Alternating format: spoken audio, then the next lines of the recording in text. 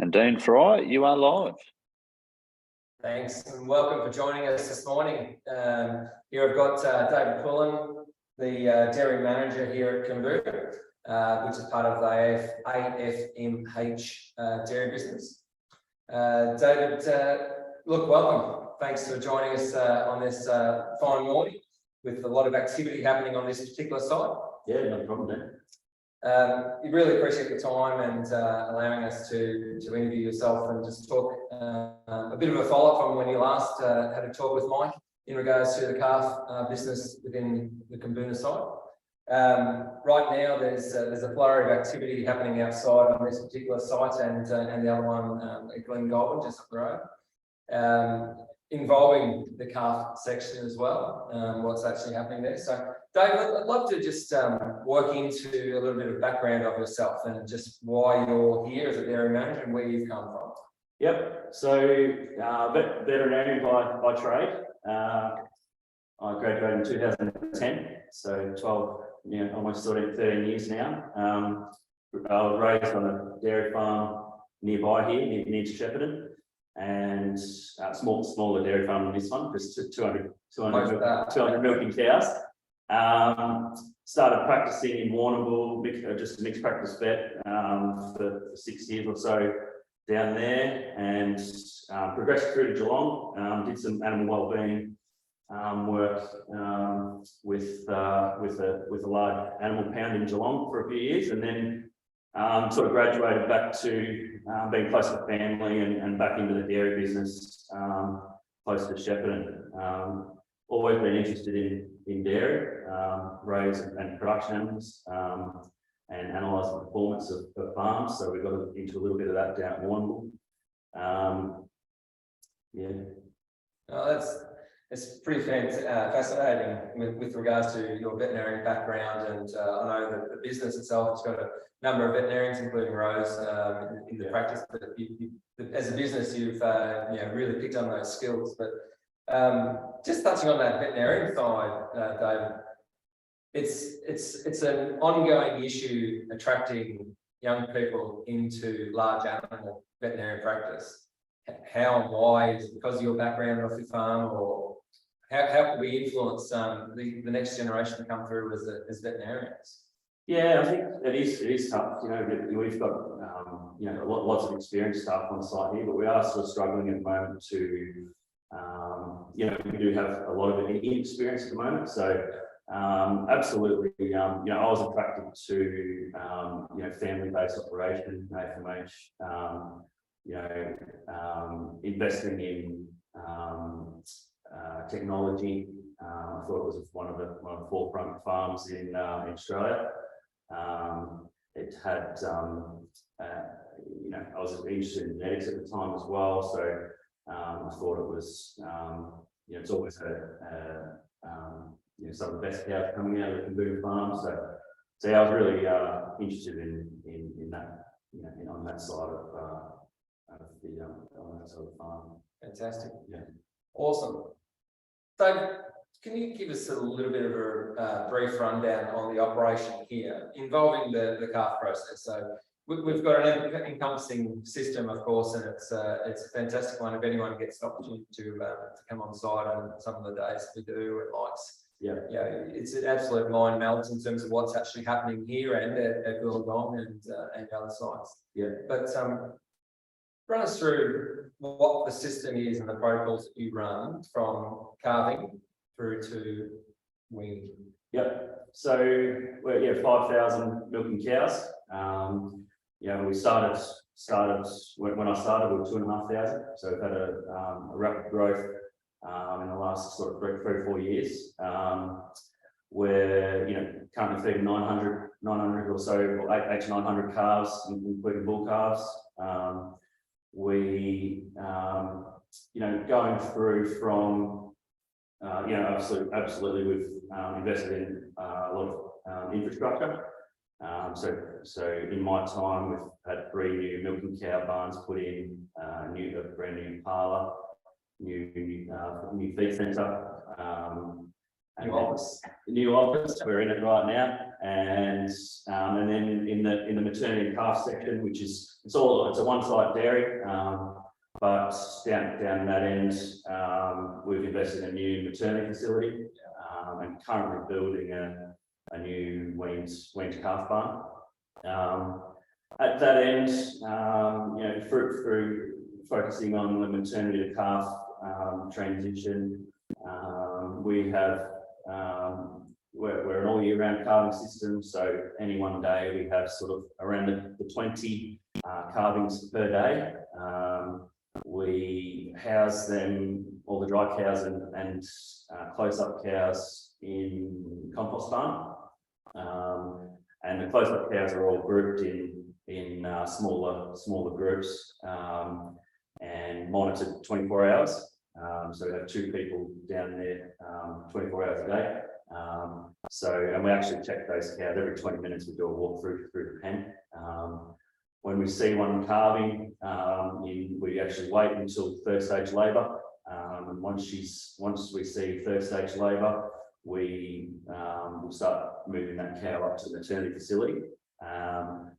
In the maternity facility, we have pens where they can calve down onto sawdust, and then from there we have the cow calved. We'll intervene within sort of 45 minutes, no progress, and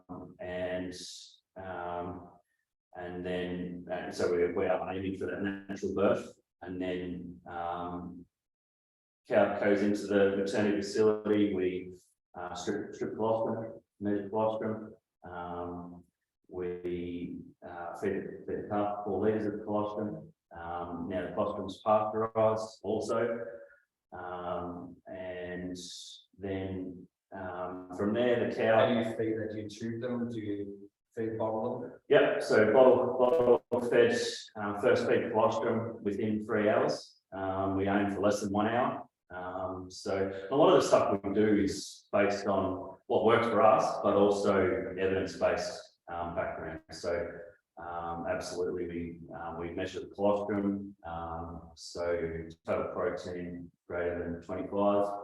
And we aim for our more valuable stock, being heifer calves, and then less than 25 will either be for a second feed if needed. So if they're in that colostrum pen for more than 6 hours, we'll then double them up with a second feed, and that's usually a lesser quality colostrum.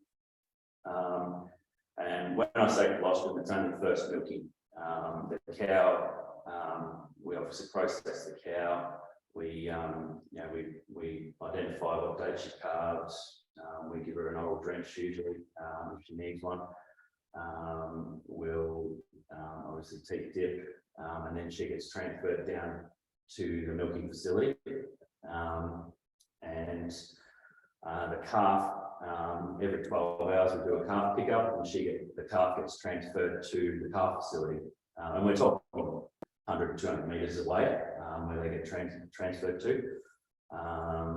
And then, day 2, we're also measuring protein in the calf blood. Thank you. I was going to ask if you do blooding them and So we do body tests. Yep, and the staff are all trained to do that. Doesn't involve vets or health teams. So what sort of equipment are you using to do that? What tests and equipment? Yep, so refractometer is what you need for that, and a syringe and needle.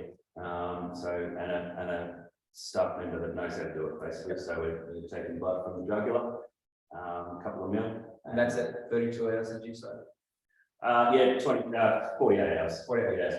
Yeah.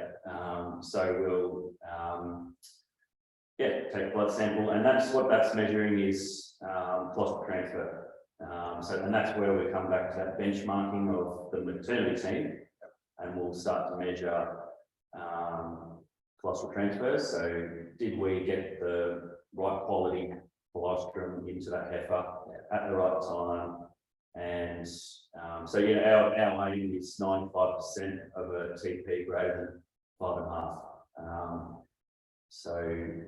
And we achieve that most and that tells us that those guys, we actually, originally when I first started, we started at 5.2. Okay.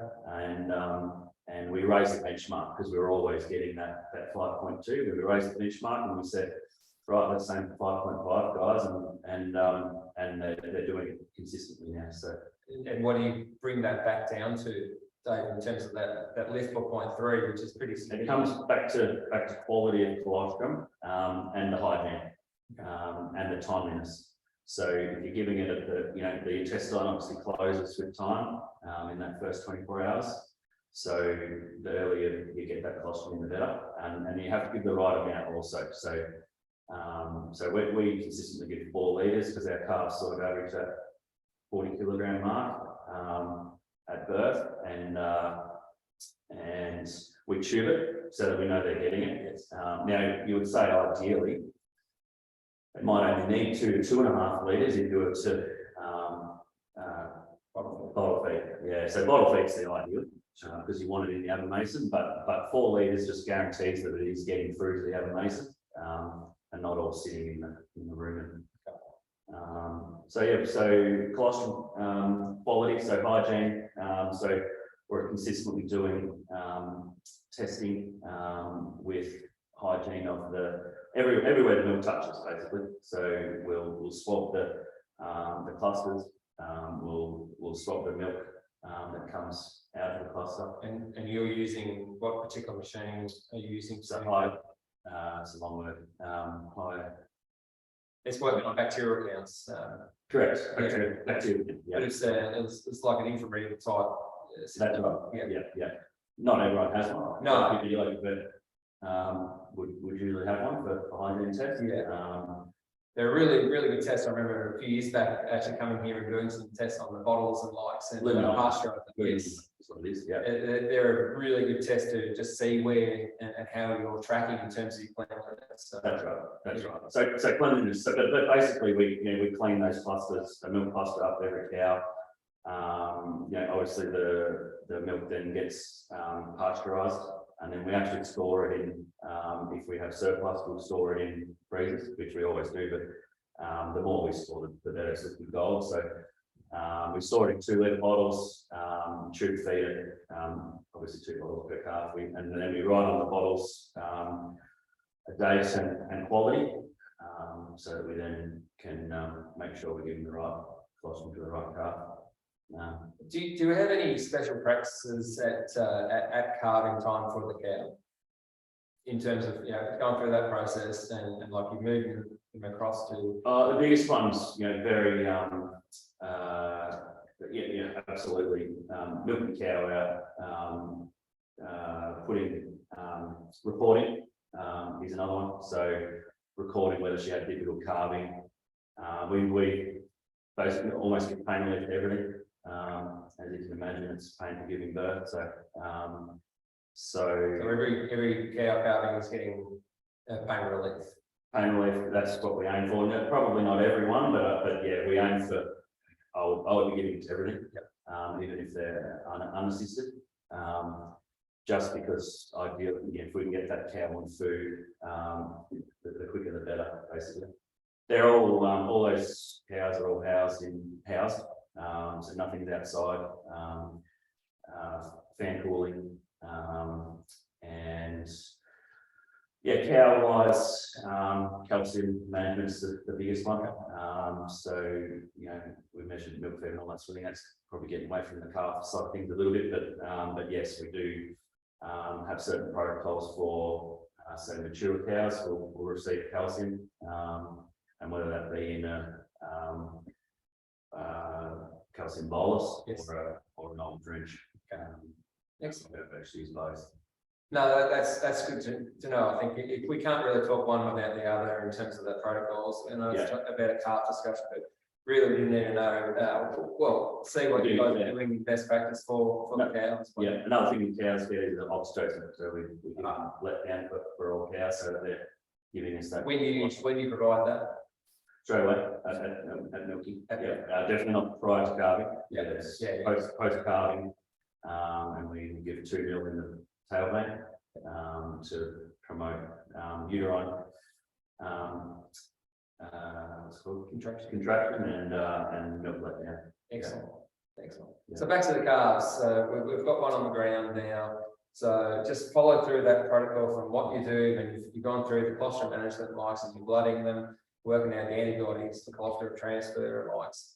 What's happening to them after that? So yeah, as I said, the calf gets transferred down to the calf facility. The crew down there will then start to feed them. So we go from it's a 2.8 litre bottle, so 3 litre bottle at day one. We're feeding them twice a day, and Individually, they're in paired housing. So originally we did have them housed in single pens, but there's some evidence there to say socialisation is helpful. So we moved to pairing, and which has worked well, and we pair from day one. So you will find some farms, Wollongong, which is our sister farm. They actually single house for the first 10 days for disease management. But we pair from day one and have found it works fine. So paired from day one. They're housed on sawdust. The pens are completely built from scratch. The calves stay on that sawdust for the duration. Yep, they stay in that pen for the 9 weeks. So have you added any more material? Or? We top up sawdust every day, and we offer grain from day one as well. So a grain mix or like a muesli. Yep. And just a small amount because they're not eating it much from day one, but we find if they know that it's there, the quicker we get them onto a milk replacer, the better. Yeah. The milk is a milk replacer, so we use powder for the first couple of weeks, and then we'll introduce hospital milk as well.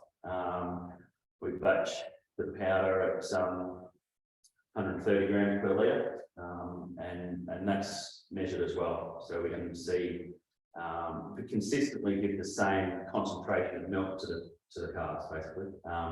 And then when the hospital milk's introduced, it's also pasteurised, and we batch it so that it also has the same concentration of milk. So you'll find the hospital milk can be variable is the quick answer. Yeah, so same concentration milk, always fed at so they batch at 42 degrees, and we're aiming in colostrum the same, so we feed it at 38 degrees.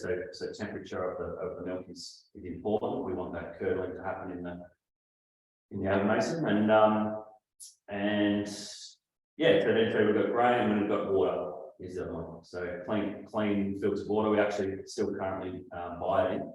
So we buy water from town water, and but we will move at some point to a filtration unit. Yeah, which we already have at the dairy. Sure. Yeah. Back to the pasteurisers. What type of pasteuriser are you using? Calf tech. You might know more about that than me, Dean, but calf tech, little pasteuriser for the colostrum unit. I think it holds. The team's going to know more about this than me, but or is it 30 litres, I think, off the top of my head. And Dairy Tech one? Yep. Dairy Tech, yeah, Dairy Tech, yeah. So Dairy Tech is what we use. It's very simple.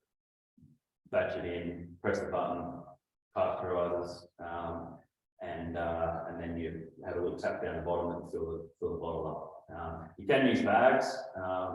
Yeah, we just found that the bottle system works better for us. Yeah, sure. Yeah, sure.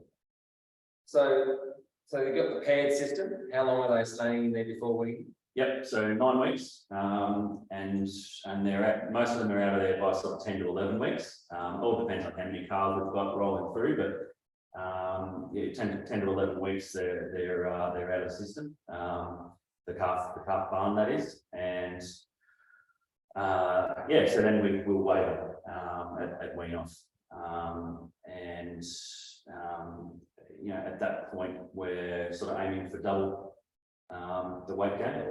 So double their weight from birth. So, and that's where that 100 kilos target comes from. So we at the moment we're still batch weighing. So we weigh them in groups of sort of 30 or so, and get an average weight. Okay, we've got a question come through in regards to just protocol and what you are doing around your bobby calf program. Yep. So got a bit of an overview of how AFMH are playing that on this side. Yep. So bull calves absolutely still happen. So probably the biggest thing there is that we're using sex semen, and this is off the top of my head, so don't quote me, but I think we're probably going to have 75 to 80% heifers. We've also got embryos coming through as well, but definitely still get that 20% bulls on the ground. Those bulls are all, they are of less value, so we do give them colostrum still. So we give them 4 litres of colostrum of the lesser quality, and then they roll into same system. So paired, and we're kept for 5 days at least. We're monitored for health. We treat them if they're unwell still, and then we have an agreement with a group of people that will raise them, and then roll into Holstein beef. Now I suppose well across the company we don't sell the bobby calf market at all, but we are lucky enough to have those agreements that roll through, and that people want our calves. Yeah, excellent. Thanks for touching on it. It is a topical area that we kind of demonise on the industry in regards to some of this management, and yeah, it's certainly you're seeing around the world. I mean, you go to the US, and the largest beef animal is actually dairy. So and they've been doing beef in their feedlots, Holstein beef in their feedlots for a long time, and got a lot more keys on that than the way we are in Australia, but we're certainly rapidly coming to that point. So yeah, it's certainly not an expense that it used to be once upon a time, but it's certainly our value. So and it's consistently under review. Right now we don't use any beef semen. We're still using, absolutely we're self-replacing herd and in growth mode still. So we're absolutely targeting that, and the heifer calf, the Holstein heifer calf, is still so valuable. So we're still targeting that market. But yeah, as we just still do get that Holstein bull come through. Question back onto the pasteuriser that come through on chat. So you're pooling equivalent quality colostrum to pasteurize? Yes, so basically that we do pool colostrum. So if we don't have enough, then we will pool it, but we will average that sample to be above 25 still. So yes, you can pool, but yeah, I would avoid sort of pooling low quality stuff with high quality stuff, but if you're above 25 and you're pooling, then yes, absolutely we do. Yeah, fantastic. No, thanks for answering that. Keep the questions coming in, guys. We're sort of halfway through in regards to the process and likes, and one thing we were chatting about before, it's a very topical issue around the world, is HR management, and how we engage employees and how we engage them in terms of the protocols and the likes. I know it's a big factor of your business of AFMH. It's been a big factor for many years in HR management, and constantly looking to improve that. Where do you stand, David, in terms of what you do and what you engage with your staff and how you bring them on board? I think probably the biggest thing that I sort of do is probably help with benchmarking. So results oriented approach. So, absolutely reporting on that and trying to communicate that with the team. We do have the luxury of having an HR department. And then we also have the luxury of having leaders of certain teams that will take on those roles of improving performance. So absolutely, it's a challenge. Definitely this day and age, hard to get that experienced staff member through the door. But I think this company is absolutely investing in leadership. So we've got leadership programs for all types of tiers, and that's probably how I'd say that as long as we're investing in it and trying to learn and improve, then we can pass that on to the teams. With respect to benchmarking and passing that information off and trying to motivate staff, it has to be a team approach. I think I'd say that we've got some good leaders in there that, and hopefully they're learning from me as well. But they're consistently striving for performance, I suppose. Yeah. No, that's fantastic. It's, like I say, it's a discussion that's been having globally in regards to staff retention, staff encouragement, and how we do it. And you come to this site and all of the AFMH sites, and it's always clean, and it's always people are really respecting the business and what they're doing. You can see a lot of things we can take into a lot of other businesses that it's just taking to that next sort of level. So communication is a big one of that. We use WhatsApp and also email and messaging and all sorts of different communication to communicate the message that we're trying to achieve, I suppose. So the information technology movement's been pretty handy and beneficial on these sites. That's right. Yeah. So back to the calf, David. Just in regards, it's a really interesting conversation that's happening in the nutritional world over the last sort of 5-10 years, I guess. Is that the more and more we understand about the calf, the more and more we understand that she doesn't have, or they do not have a fully functioning immune system until about a year old.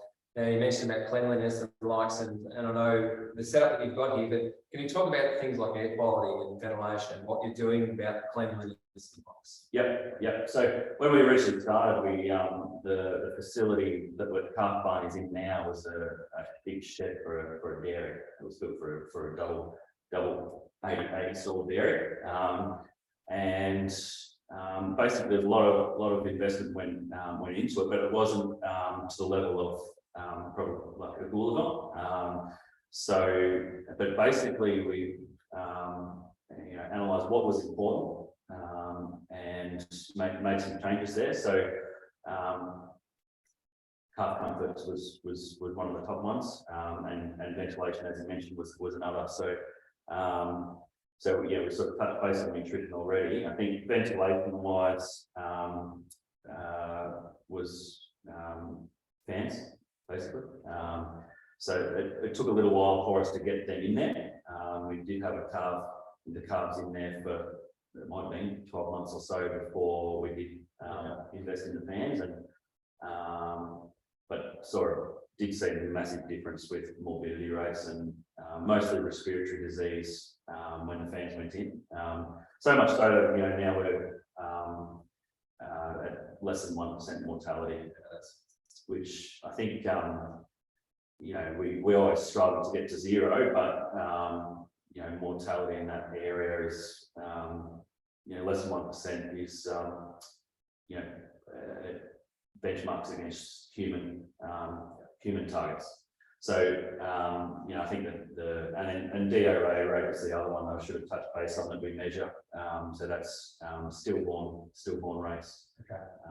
And we're not quite at human levels there, but we are aiming to get less than 5%, but we're currently at about 2 to 3% for stillborns. But so ventilation was one, and then bedding. So the main thing there that we did was we put in drainage. So they're all on it's it's a dirt and rock sort of formation that we built up the ground with, and then had drainage put in underneath the rows of calves, and then on top of that we put a material that soaks up moisture, and then we disinfect with we use a product called Sand that's maintaining hygiene, so it's a disinfectant as well as a drying agent, and then sawdust on top. So but ventilation wise was probably one of the big ones we did change that made an immediate impact. And lasting. That's right. Still the same to this day. We're still less than 1% more. And it's an interesting one of ventilation. I've personally learned a lot in the last couple of years in regards to the air change and air quality and likes that we need for our animals. But just for everyone that's on board and joined us, the ventilation basically goes year round, and it's weather control, temperature control, and like so. It's got sensors. Correct. That's right. Yep. So it goes up and down with temperature, and you can set those levels yourself as to what you do smoke tests to detect what is happening at the calf level. But we might have a 50%. We actually absolutely have them on all the time. We only turn them off if we're putting sort of bedding in, or we have something that might blow around, but. And then you might increase to sort of 80, 90, 100% if they're if we've got a day more than sort of 25 degrees or so. And Mike, just while you're listening, but you might want to roll the videos and the photos, because it's actually examples of that system down there. But just one difference that you do have in that facility was designed to be a cow barn, like a rotary parlour, 80, you say. But there is one wall at the back of ventilation of fans, and then you have individual fans across the actual huts themselves. And the beauty of that is that you're actually in that system, it's creating air exchange, as opposed to just having fans going long ways and running down these systems, but having that wall of actually bringing in fresh air. It's creating an air exchange. So, and that's something that we've taken on board, that air exchange in any sort of locked system with sides is pretty imperative. Particularly around the respiratories in a thing like a calf autoimmune system. And that's where those smoke tests are handy, because you can see where that air is going and what exchange is happening, I suppose. Especially at the calf level is what is where you want to measure it. A question, I'm not sure if we didn't run across this before, but I know we do a lot with long day lighting in adult cattle. Are you doing any long day lighting in the calf farm? No, not at this point. No. Open to make changes there. It's an interesting field. We're going to go back a couple of questions for you, David, just in regards to what's come through on the chat. But can I know more about the colostrum transfer blood test and what they do if transfer isn't good enough? It doesn't change anything basically. So, but the blood test is it's just basically whole blood taken from the jugular vein, and we actually centrifuge it. And then we actually measure the total protein in that blood. What that's measuring is it's not an exact measure of protein or IgG, which is you want in the calf, but it's a good measure of how much protein was absorbed by that calf at birth. So I think absolutely, if they're low, where we do record them, we change nothing with that calf, only because we're a big system, and most of the time they can be okay. But most of all, that tool is just to measure the performance of our colostrum management and how we're giving it to the calf and how much. So and how much is absorbed, I should say. So, so absolutely nothing changed with the calf. We do sort of record it and identify that calf. That calf is at more risk, absolutely, of disease, or it's a higher risk of having some sort of disease event through that first few weeks. But as for management, nothing changes. Another question that's come through is a couple of questions on crypto. Are you using Helical? No treatments. The only treatments we use of a consistent basis is probiotic, and that's usually more so for calves that are a bit loose, especially with transition feeding or feeding more, or so probiotic paste. And then the only sort of treatment we use is hydration. So hot weather, we will add electrolytes.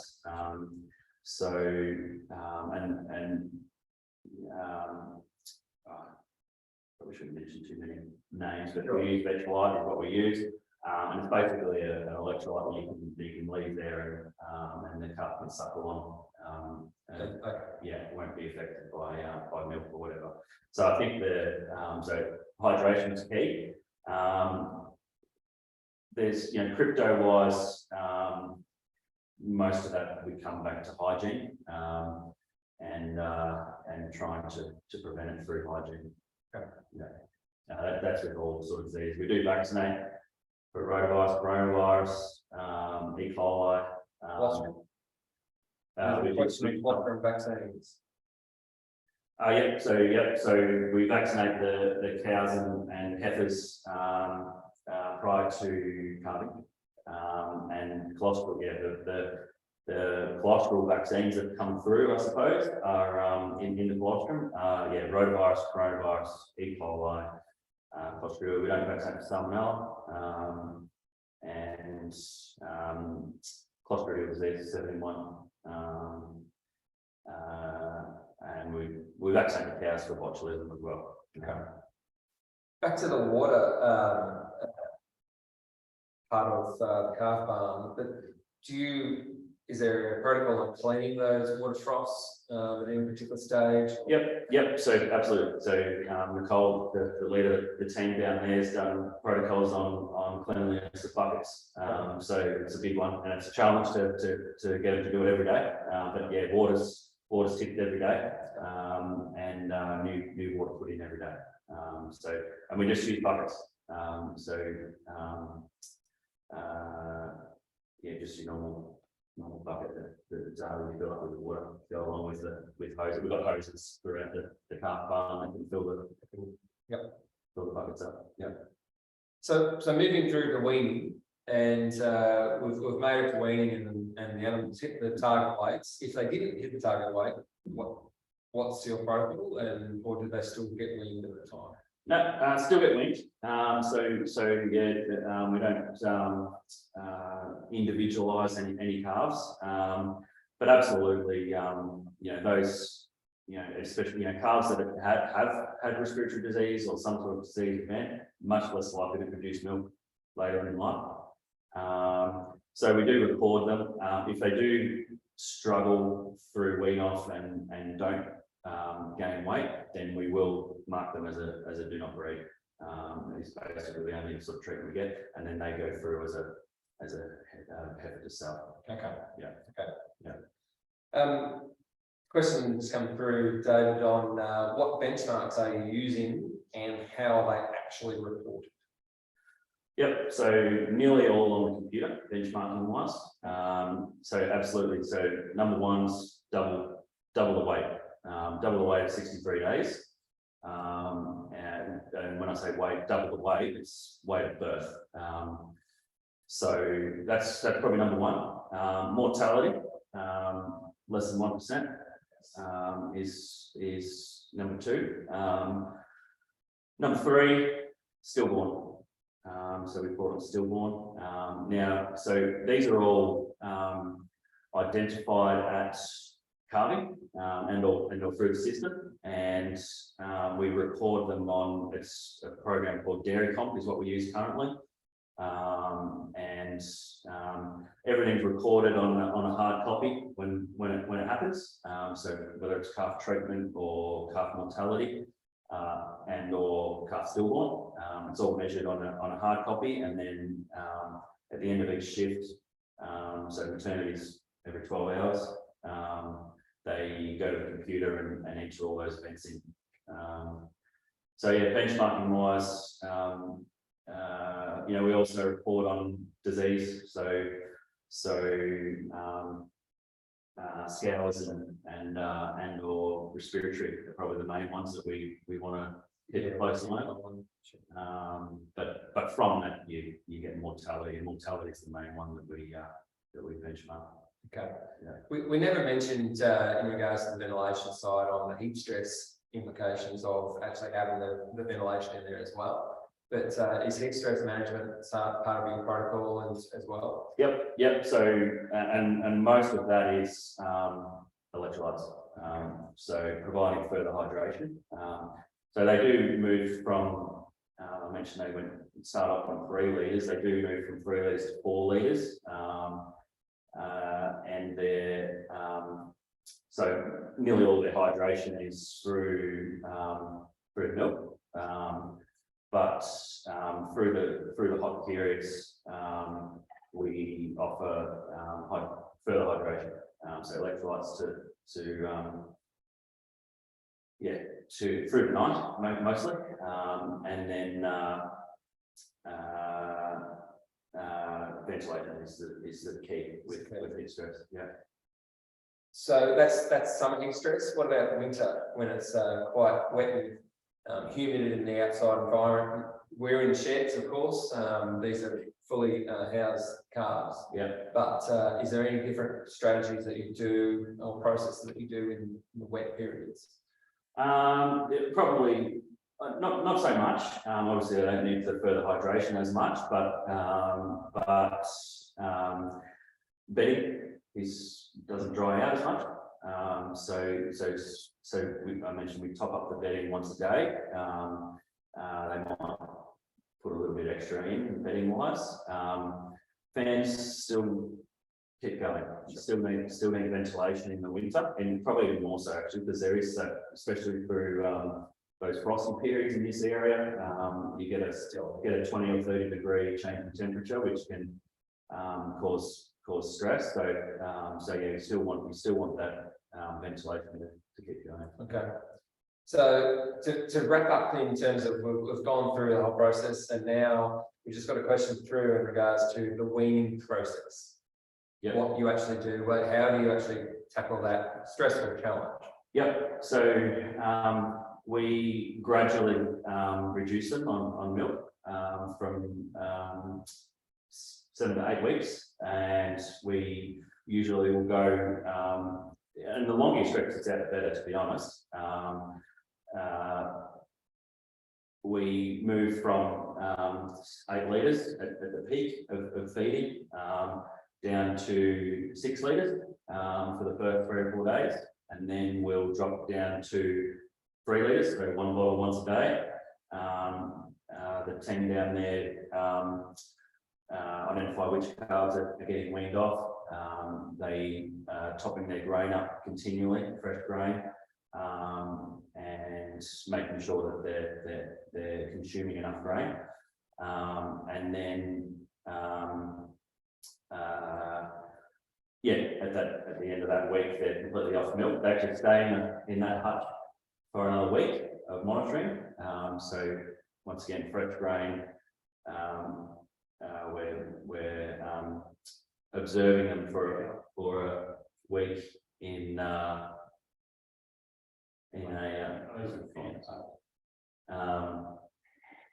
where were we? Weaning. Yes, so a week of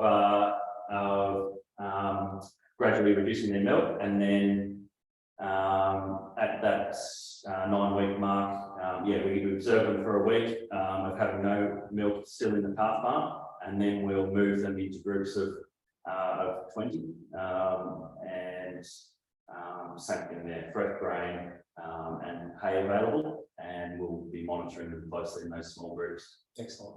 Yeah. Where do you get your inspiration, David? So I think we've pretty much gone through the process, but like if you're seeking out new information, you've got obviously got a veterinarian background and you're pretty hungry for knowledge and trying to improve. That much is evident of every time you come here, you're very jovial sort of a person, and see why staff will get along really well with you. But how do you keep yourself abreast of what's going on in the world and technology, and who do you look to? I've got some good leaders that motivate me, so absolutely that. But I also set myself a goal. Is probably what keeps me going. So and it's not just about measuring calf performance or production. It's about staff attainment. Keeping everyone motivated at work. I've definitely got some benchmarks that I set myself as well. They're probably the main ones that I sort of use to keep me coming to work. It's always good to go, because everyone's got a great set of options in the world we have of what they do and why they do it, and it's always fascinating to see why likes of yourselves is rolling into these systems and what you're getting out of it and what gets you out of bed in the morning. I enjoy. We talked earlier. I enjoy crunching numbers. Always have, and probably that business and benchmarking side of it, where you can continually improve, basically. So I mentioned getting to zero mortality. It's a continuous goal. Sure. So that you can't really better that either. No, and the milk's the same though, so you're always continually trying to get more. It's just that's just what I enjoy. Yeah. There's been another question come through, David, but how do you accurately record treatment per individual information amongst employees? Do you use a certain computer program or something different? No, the guys down there, they use hard copy as well. And the leader down there is really good at recording that. And we use tapes and identify, we'll write on the pen as well as to what the calf has had and what date. The leaders can't be there all the time. So absolutely it's a team effort to record it all. Then that all gets entered into the computer system every day. So I have a set list of protocols, of treatment protocols that they're allowed to do, and then I know when they go on the computer that's what that calf's been given. So set up the beef day for the cows and milk date, all that sort of stuff. So it does all on the computer, and then you can from that program you can actually export data and check on what things are doing. But absolutely they have a set protocol for each type of illness, and the crew are all trained on how to approach that illness. Sure. Yeah. It looks like there's one more coming in, but I think we're coming to the end of the webinar, and it's been fascinating deep dive into this system. And look, the videos and photos that we sort of saw, it's across the systems, not necessarily just here at Coomboona, but it gives a bit of an overlay of what we're looking at and what sort of facilities these guys have got. If you ever get an opportunity to get onto one of the sites of AFMH, at any stage, we're certainly going to be trying to pull some different meetings and likes across the sites, but they are absolutely inspirational. It's certainly when you rock up here with a group of people and likes, it's a bit of a mind melt. It's something that people don't really realise that we have in Australia.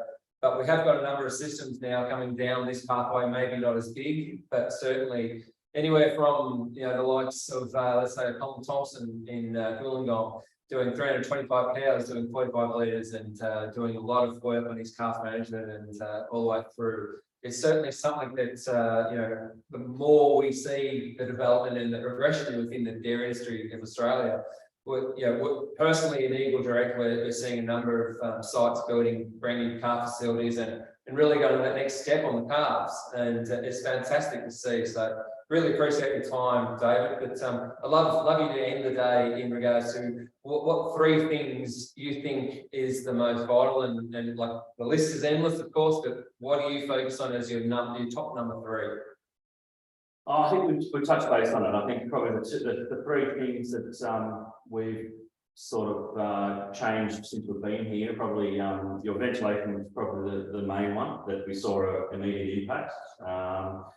I think we've got a new facility coming on for wean stock. So once again there, it'll be cow comfort and well-being, or calf comfort, I should say. And same thing in there is ventilation. The other one I would say is probably water quality. So investing in water quality. As I said, we purchase water at the moment, but we'll be investing in a filtration unit. And then the other one's staff. So currently investing in staff, training, leadership. That's the next progress I feel is getting staff trained and becoming experts in their field. Yeah, there's a lot of job satisfaction in understanding what you're doing. That's right. Yeah, that's fantastic. Yeah. And I've seen a lot of presenters do this in a lot of podcasts and webinars. But what do you get your kicks in? When you turn off, what do you do, David? What do I do out of work? Yeah. Water skiing. So it says like someone who owns a business. Water skiing, and then my friend is the other one. So 3 little babies, 2, 4, and 6, 2 girls and a boy.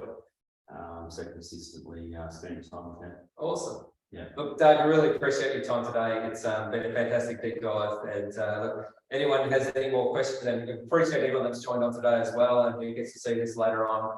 But if you have any questions that you would like asked and passed on to David or ourselves, and if there's any way we can help you as a business from Eagle Direct point of view, please reach out to us. But appreciate all your time and sign off. Thank you. Thanks, guys.